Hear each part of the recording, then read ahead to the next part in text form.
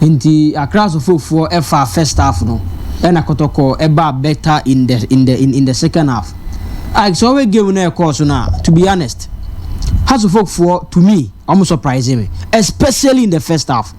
How House of Folk for starting game no. Me did say even so the House of Folk for fans crampo jina ubu so say before the game na mu was did say with starting game no in a very strong man. I said most of them Mercado there be, but so how a coach some wodu of also setting up the team anyhow against Kotoko Ike mama coach number so they has for you in before the game the Kotoko me Twitter account was a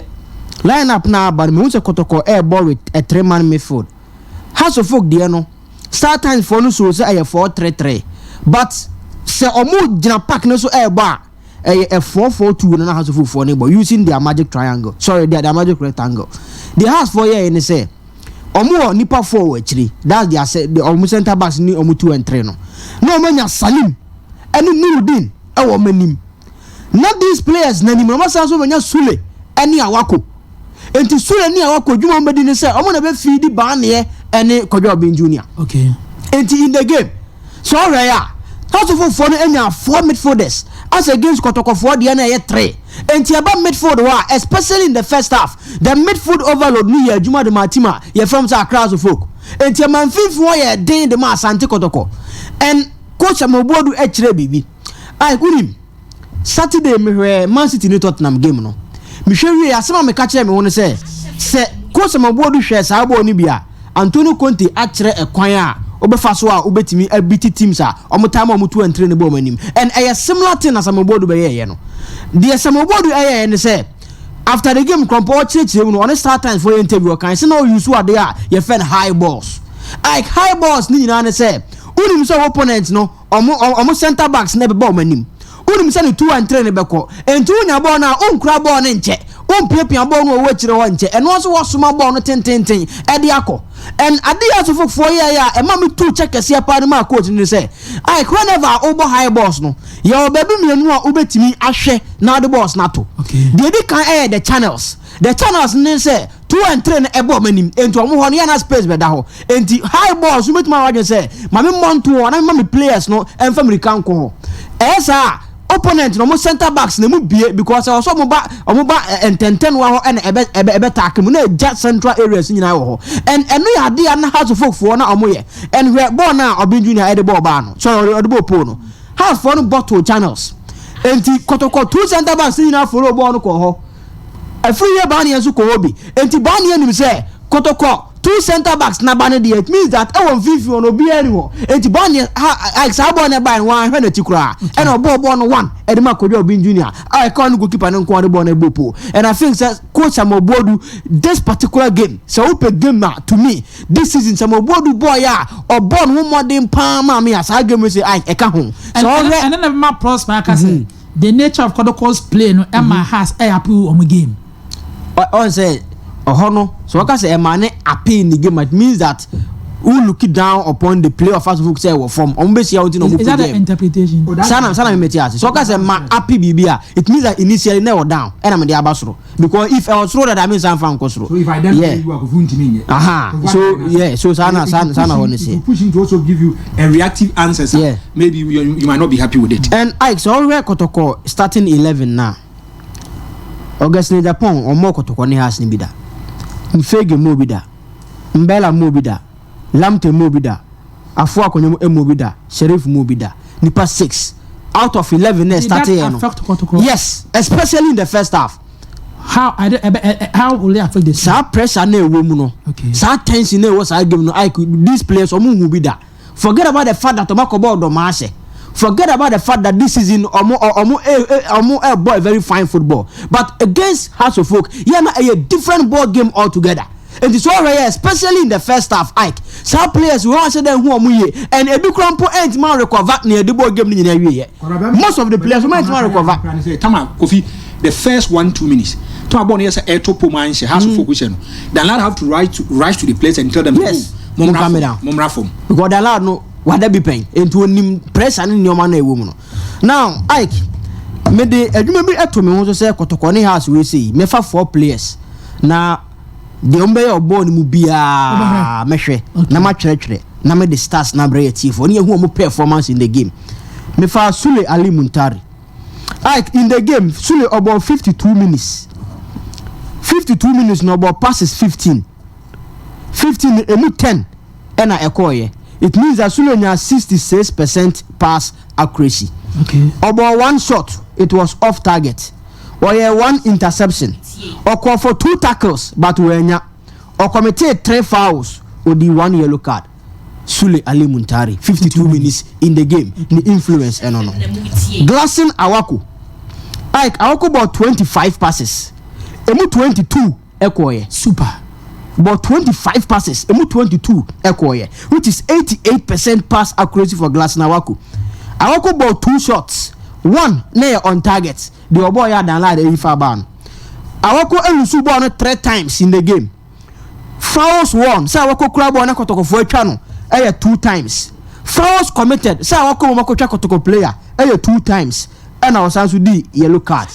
into Glassing Awako and also starts in the game now to Asante Kotoko me for the 2 Cameroonians because now almost first timer or me robo classic oni bit now me how we be see akọ okay Mbella match ni na about 6 passes 90 minutes no about passes 6 okay we move 4 and a koye 2 anko but baby I do throw Mbella Ike I mean say who player about 6 passes in the game Ike about shot 4 emu 2 was on target okay and the child say oh yes so be involved who be in the game and San was shoot ball but they were very effective and so the ball now Richard Atta na that's our first ball no ifa but you see never be chess our save now Richard Atta area save no super match him I save ni won't move Kwabena dance with us remember I can put the picture na to so much save ni me for now Mfege I about 15 passes emu 10 ekoye 5 NSA Mfege every need balls 3 times say all track back abe defend the aje ball 3 times say obeji ball my house for the channel all really fouls no it was 3 times say only see ball only once so obe chira be clear ball 1 and obe chiri no obe shot obe block 1 and obo 2 shots Bako enso ekoponim eno ye Mfege so start in the game ono so percentage ni say ono so de no ne pass accuracy no was 66% they say Sule de na now to Richard Atani save now oye no I save we say ye be check me asa picture we ata so say ya ohorbo ne dem yes e super see I put your picture we na so say ya na join your Facebook ye be check save now Richard Atani ye nim okay I in goalkeeping say o dive ya on sa o de be chi ball no very much important now mami tell me I saw your goalkeeper na say auto ho e the right side I so hwe de ma me to mo the right side na me say right no e wo form okay me say left no mo na e wo soro okay enti say ball no fast ro a ye fa bi top hand ne kire say on sa no de in a bank crossbar no say ball no fast ro no ye di enti so auto ho call the righter on sa left ni mom de na ben bar no eno mom na betimi de yi okay so auto ko the left side so the same thing but sorry over Richard Atta save no na Ike auto no ba na chi or the na chi mom e make it dive no enti na den say we goalkeeper bet ma pick the correct technique and no take people what me sa boys be say Allison Kradu season ye de bi asane da yes auto no yes auto no hu ne sakura on fanyi na bona ties na chi na ase but Richard Atta eto no Ike or you saw the top hand and not the bottom hand and one picture no be tirem I can insani me no on say the right no mom and a ben bar no so we ye di shoulder na eka the right ni shoulder right one no and mom na what top and the left one no e down okay and say yes ya so person you born na ohun etowa o you see the top hand which is the right one no okay so person you show ball you see the bottom hand which is the what form no so that be how do be yi na you show ball and it was between Richard Atta say obekofasa opeso ball and I say obe use the top hand save and Richard Atta decided say obeko with the top hand said the man who entry because this is a Kotoko and a has game and me who say yes side and Ike me ball me 70 Richard Atta for getting the technique very in fact it was spot on say Kotoko walk on left or right and yana easy that is a black stars match yes I saw to walk or left or right yana easy say ube hunu say left ya makoi so oko left mostly ya now the right no and make it top hand same so oko right and so mostly o the left no and make it the top hand same but so Richard Atade na oto no konachi and the decision making was difficult but who said at this point ma use the top hand and fanny ball and fa so and or yes with perfection and me who ya no I many jide ma goalkeeper no and enyam ngo say me combine 11 million mum na 2 podium because of the Black Stars never and go ya or die ye pan there to me run so ya dey wala court oh I sana person kan I you see say Richard Atawo honey go ya or die ye pan wala court ne die ba onim say na olele I mati olele voice bi na you say o see the Richard Ataye no one dey allowed there ne pan to obon pan say coach ni be from me menti ase o say the attire no and o say Richard Atane download ya there into obon pan say coach ni be from na no go keep na is this like push that's all onu pokwa na so on scout local players but also obon pan say coach ni be from means some fa mu input ma o okay because we also can straight say they are coming because wala court na wo no di na ayi or Abdulmanaf so na dey Opoku Francis yeah Opoku Francis was class coach and I see he has played that's what record you what is it yeah Opoku Francis Ike Danso is our class coach he has played 5 games continuous without a win Jina naje my mwana